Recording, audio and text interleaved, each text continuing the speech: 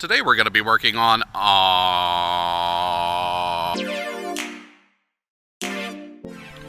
Alright, before we get started here, I forgot to record an intro for this video, so I'll show you what we're going to be working on my car. The actual strut has a fun little bearing that allows this entire assembly down here to spin around and steer. If you're hearing creaking or crackling sounds over bumps and things like that, your strut bearings may be bad. So I'll include some links in the description for a little more diagnosis if you need some information on that.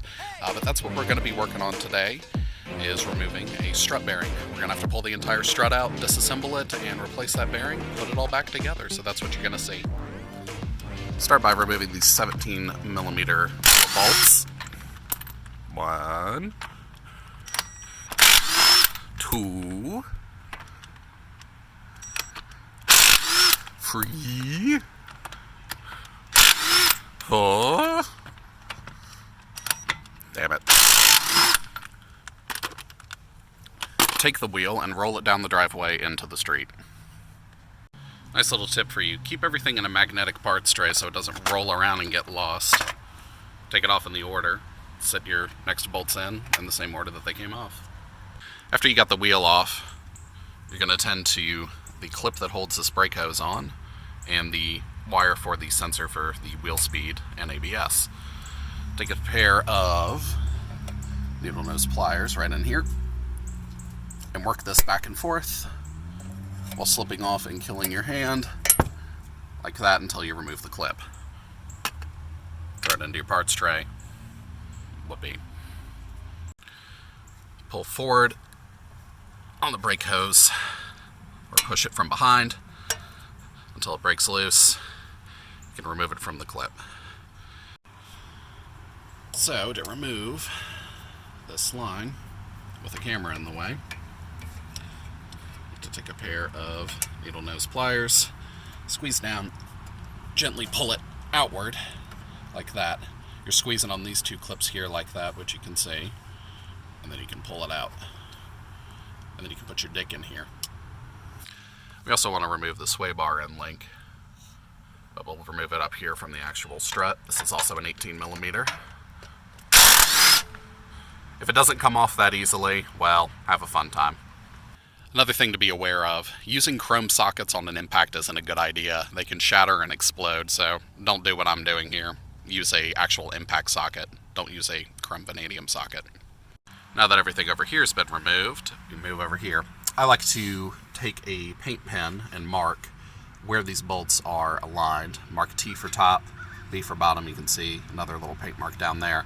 If these were camber bolts, this would matter. But on most SAABs from 03 to when they died, at least 9.3s, these are not camber bolts. These bolts are also kind of funny. You have to stick a box end wrench that is a 15mm on the end of them and hold them in place while attacking the 18mm nut from behind.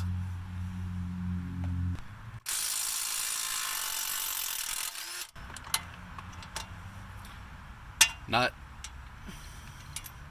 Washer that just fell. They go in the parts tray. Good enough. Notice I'm keeping everything in the parts tray so it doesn't get lost. The washer and the nut go together so that we don't lose them.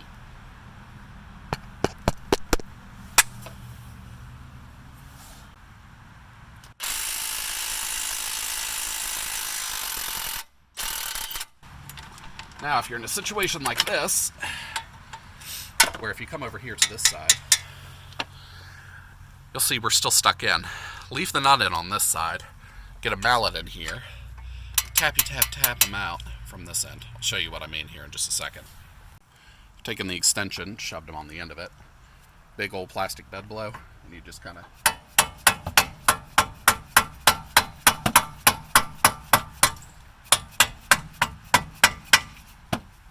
ta-da! Before we remove the shock, you also probably want to take a jack and put it underneath this lower control arm here, just to put a little bit of tension on things so that this axle doesn't get ripped out or torn once we remove this whole shock. So now, you kind of push them forward. A little bit of wiggling and fighting, we can remove the bolt. Go down here, Everything needs to be organized and go together. We don't lose things. Gotta pop out our control arm there. Like an idiot here, I'm saying control arm when I really mean knuckle, but, you know, hey. And here's our wonderful shock. Now all we gotta do is remove 3 bolts up on top. Now we just need to knock out the 13s up here. These shouldn't be too tight. They're held in, I think, around 18 foot-pounds, if I'm not mistaken. 13 millimeter, if I didn't mention it. And there's 3. 1, 2, 3.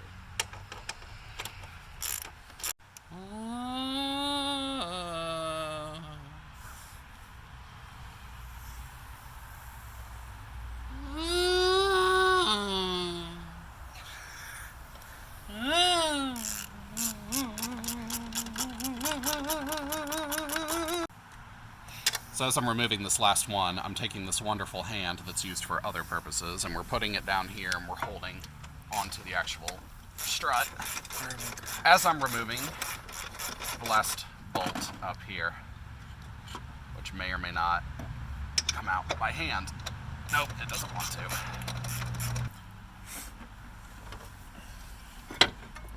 I like to tilt it this way, and the whole assembly comes out.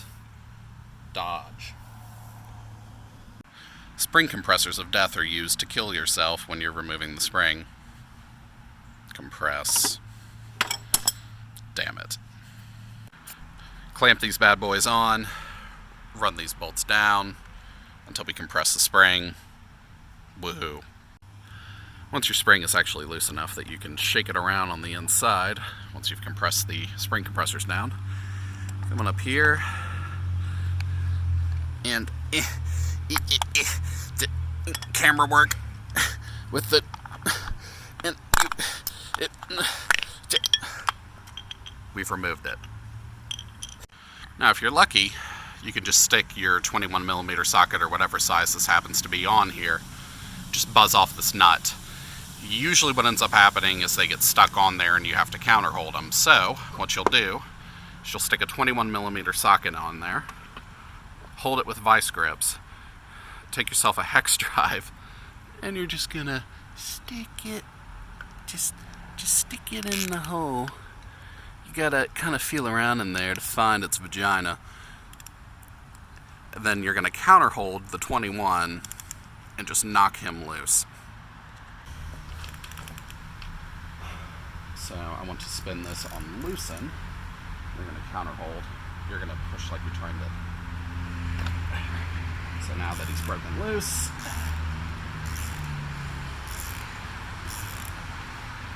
should just be able to spin this off.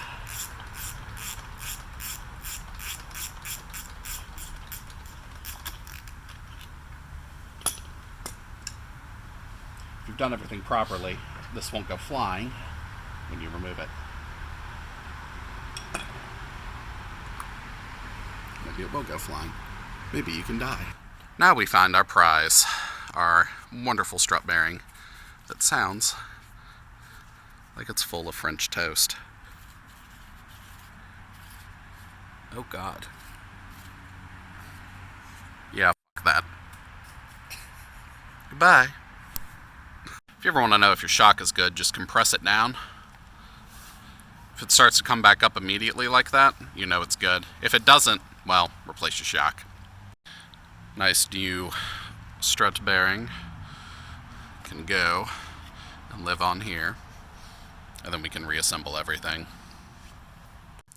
Always start fasteners by hand unless you want to screw up your shock and have to replace it and then try to warranty replace it, and they're not going to warranty replace it because you f***ed it up because you're an idiot and you don't know what you're doing, just like I don't know what the hell I'm doing, except I make videos on the internet, so I must know what I'm doing. And we tighten. Tighten, tighten, tighten. So everything spins around and walks around. Just until it's snug. Not too tight. Time to undo. Yay! This is why you walk them off in steps, because otherwise you can't get this frickin' thing on and then you're frickin'... As you're backing off these strut compressors, make very sure that everything is lining up correctly in here. You pinch something, you're gonna break it, and then you're gonna be sad. Alright. Take off, get, shoe, make it go away, make it go away. No, get off, shoe, take it off, get it off, take it off, get it off, take it off, get it off. Was also a conversation I had with your mother last night. It's not funny. Da da da da da da da. Assembled strut. And if you hold the top and you spin the friggin'. He spins. It doesn't sound like he's full of garbage. This was a cat that attacked me. Just gotta take this, shove it on up in the fender. Come on in through the glory hole. Come on in. Oh, yes. Something else I should have mentioned before reinserting the entire strut. You can spin the top hat of the strut around. These distances here are greater than the distance between these two. Spin it around to the correct direction before you're shoving the entire assembly in there. It'll help you out. This way. No, no. Up more. Yes. Wonderful. Now, spinning this guy around to get all the bolt holes to line up is a massive bitch, and I can't film that. Yay.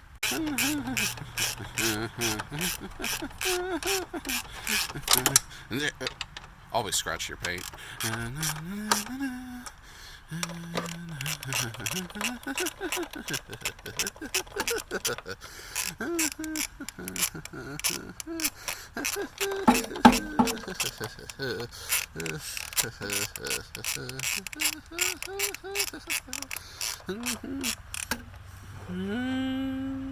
Remember, these only need 18 foot-pounds of torque. Don't over-torque them.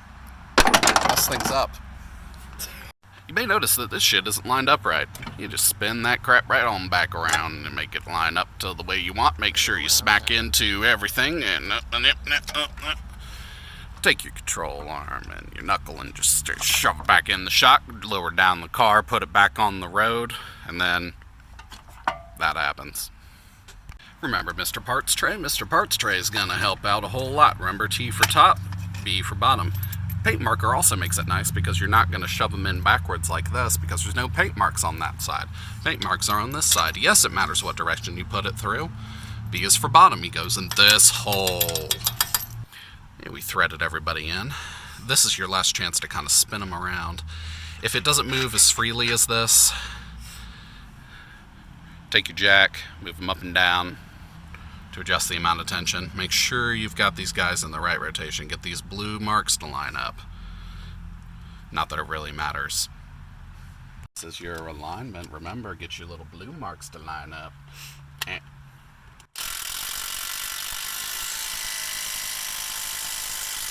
Tight as shit. And take him on here. Get your little blue marks to line up.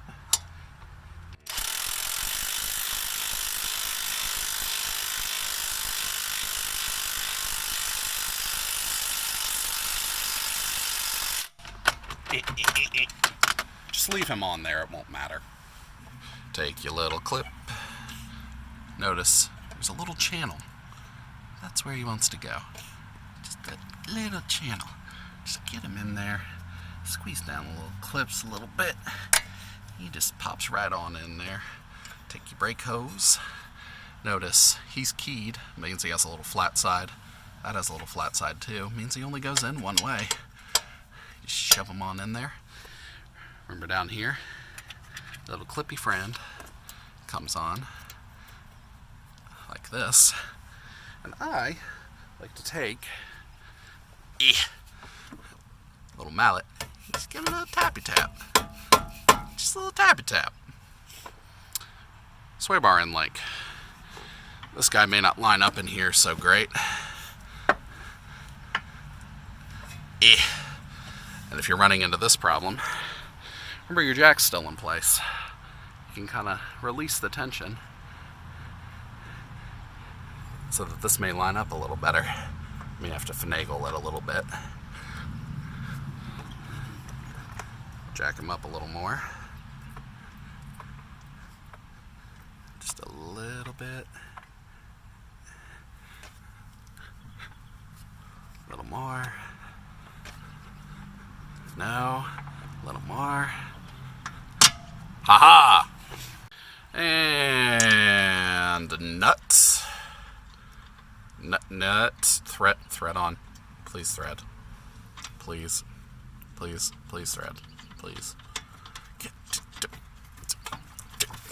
Done.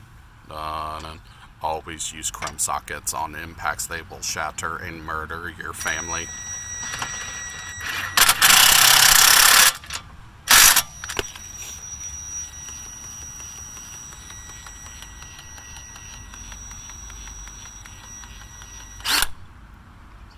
Busted ass thing. Alright. Time.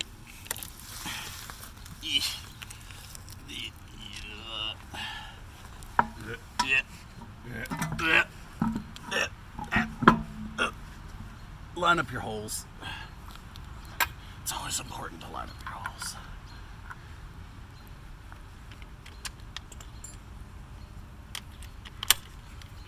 If you're using an impact, slowly.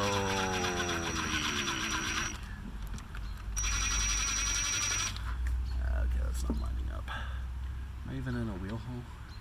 No, I'm not. That's probably why. Just to hold them in. We're not tightening.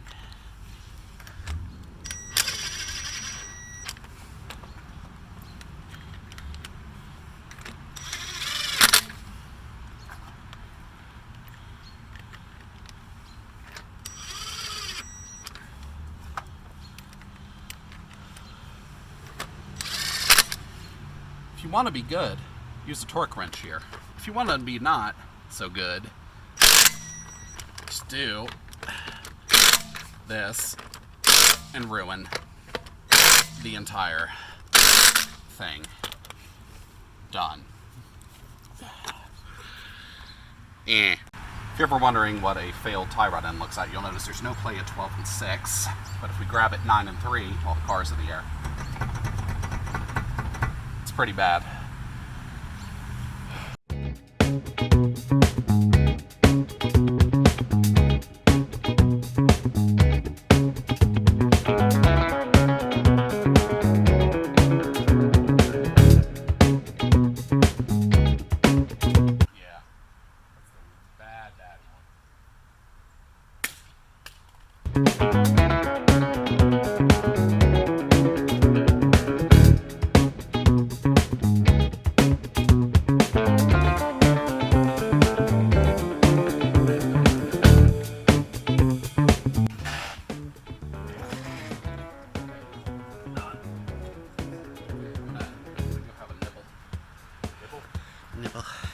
Nibble, nibble, nibble.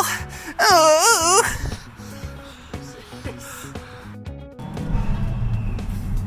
The most important part of doing suspension work is the test drive. Also make sure that your camera has horrible, horrible, horrible lighting.